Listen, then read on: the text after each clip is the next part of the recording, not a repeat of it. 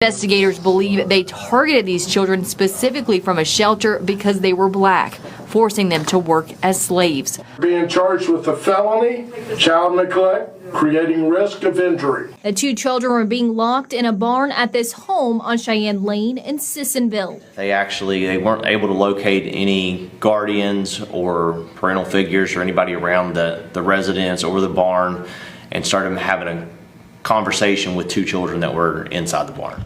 Deputies eventually forced their way into the barn, where they said they found a 16-year-old girl and 14-year-old boy inside a 20 by 14-foot room. Investigators say the teens had no way to get out of the shed, with no running water, no bathroom.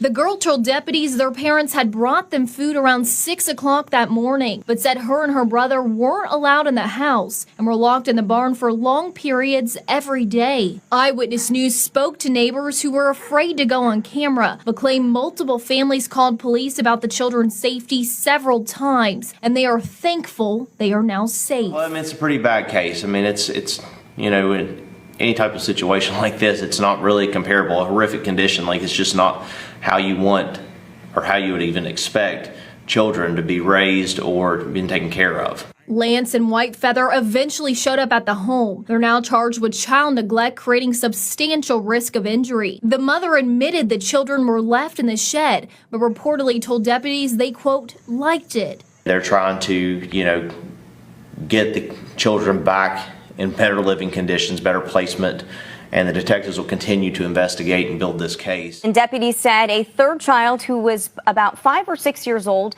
was found alone in the main home. Now, the child was found crying and close to the railing of an approximately 15-foot drop from a loft. The bond was initially set at $200,000 cash, and they were both able to post it. Prosecutors have said in a new complaint for forfeiture, the couple sold a $725,000 80-acre ranch in Washington state and sold their Sissonville home to post bond. And they believe both of these properties were paid for through trafficking.